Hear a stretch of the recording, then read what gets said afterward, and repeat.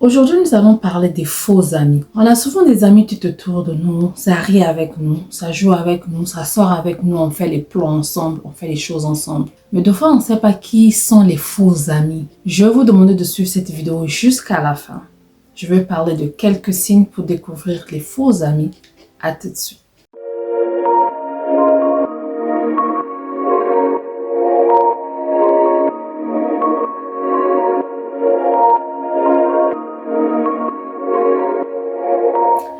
Salut la famille, bonjour et bienvenue à tout le monde. J'espère que vous allez bien. Moi, ça va bien par la grâce de Dieu.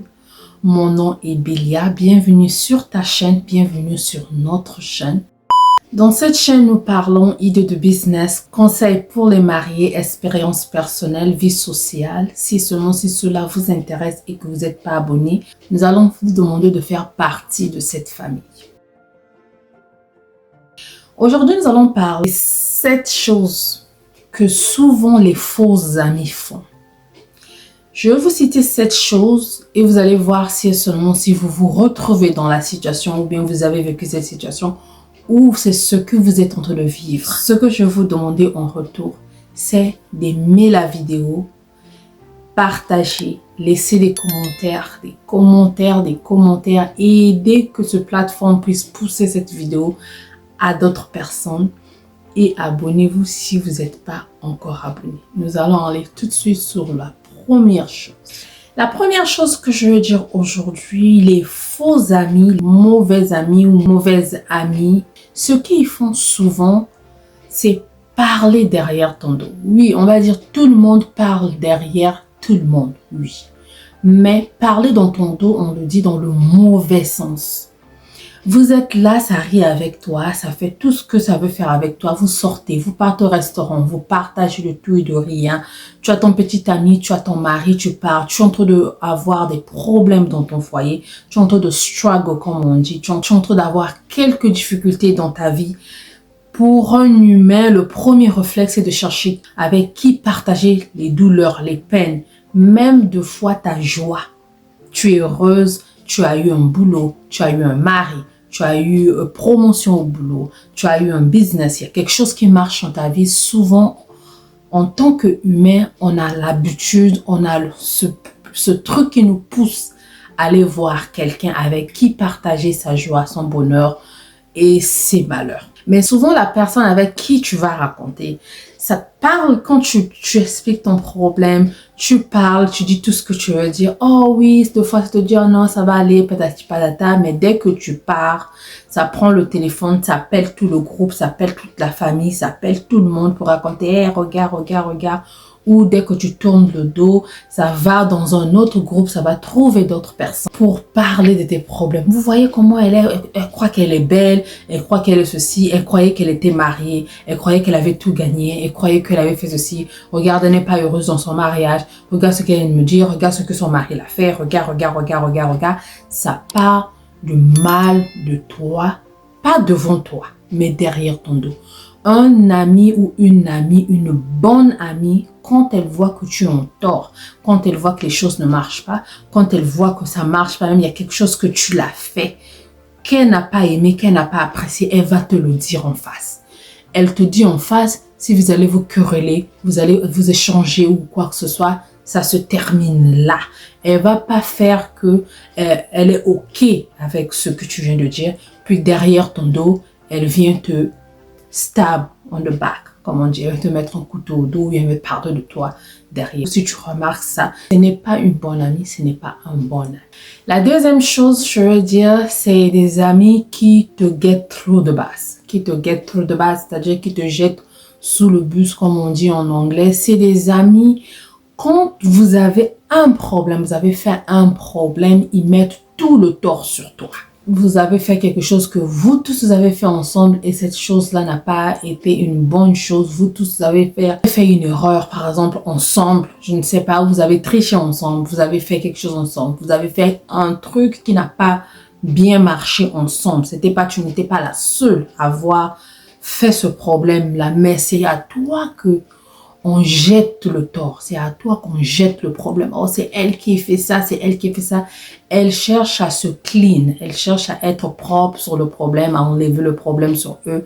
Mais ils vont chercher à jeter le problème sur toi. Si tu remarques ce genre de personne, c'est pas une bonne personne, c'est pas une bonne amie pour toi. Quand il y a un problème et que vous avez fait un problème, vous avez fait quelque chose que vous tous êtes en tort. Il y a des amis, si c'est même une bonne amie, si ou un bon ami qui sait que non, ce problème-là, de fois même, c'est toi qui ai fait ça. Il y a des ceux qui vont même se lever devant, qui vont dire non, c'est pas elle, c'est moi qui ai fait ça. Ça, c'est une bonne amie. Mais une personne qui prend le tort, que vous avez fait quelque chose en groupe, en commun, mais jette seulement sur toi, tout le monde se lave de ce problème-là et jette sur toi, ça, ce n'est pas une bonne amie ou une bonne personne.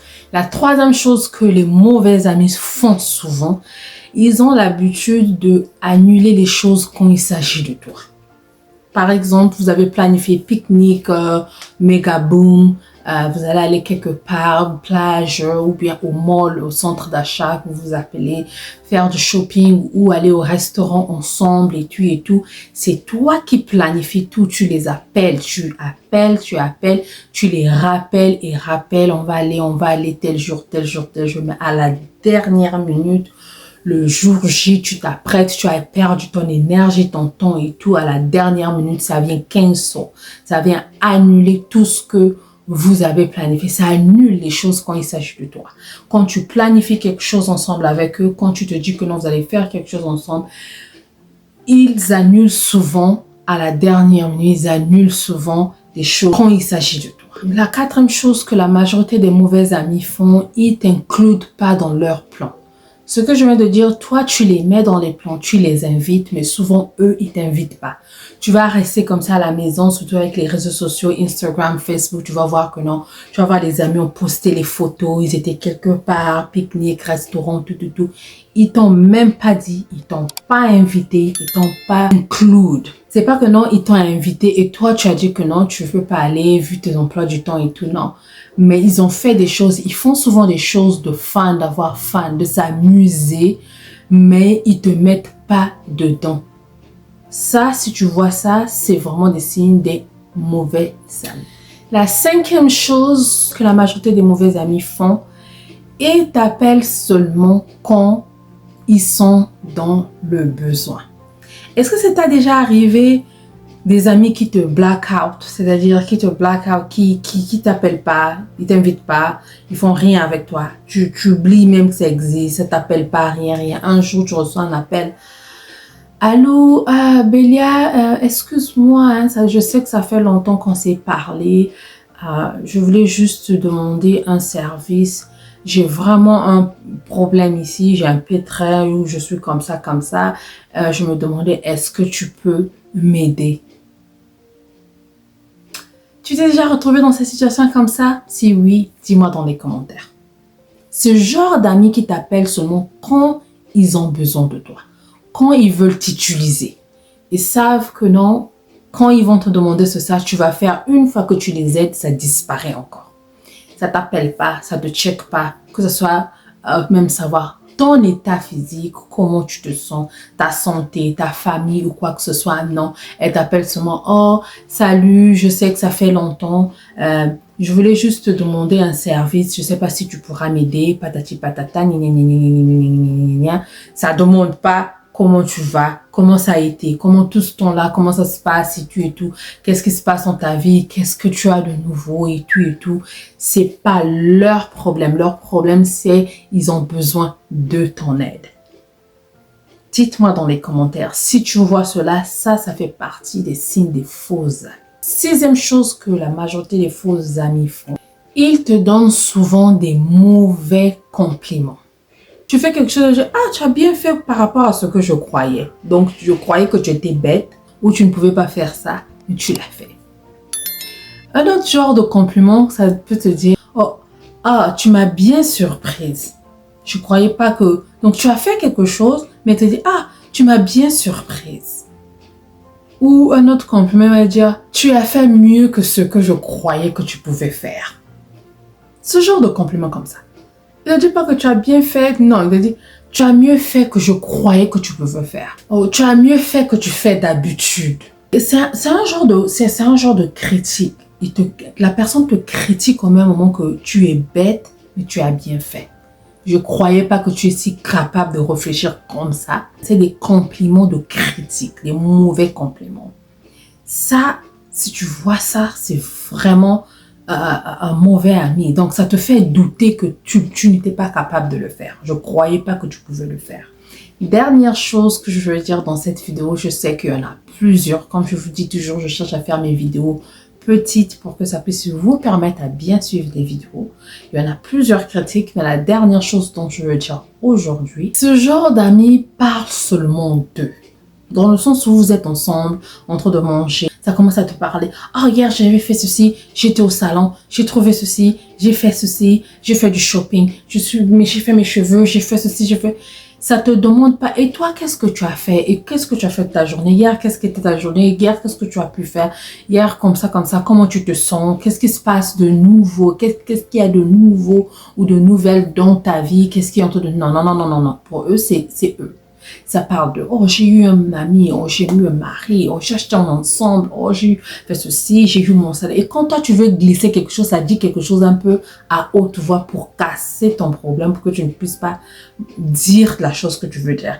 Dès que ça parle seulement d'eux, ça part d'eux, ça part d'eux, ça part d'eux, ça te demande pas, toi, ta vie. Ça te demande pas comment tu te sens. Ça ne demande pas ce qui se passe dans ta vie, mais c'est seulement eux. Ça parle seulement d'eux. Ça montre vraiment des signes des mauvais amis. Aujourd'hui, comme j'ai dit, je voulais seulement citer les 7 choses, mais il y en a plusieurs. Dis-moi dans les commentaires, est-ce que tu te retrouves dans ces situations-là? Est-ce que tu t'es déjà retrouvé dans ça? J'aimerais bien vous lire. Je vais attendre vos commentaires impatiemment pour vous lire. Portez-vous bien, que le Seigneur Jésus vous protège et vous garde. N'oubliez pas d'aimer et de partager, partager, partager. Ne garde pas la vidéo pour toi-même. On se verra à la prochaine. Gros bisous. Bye bye.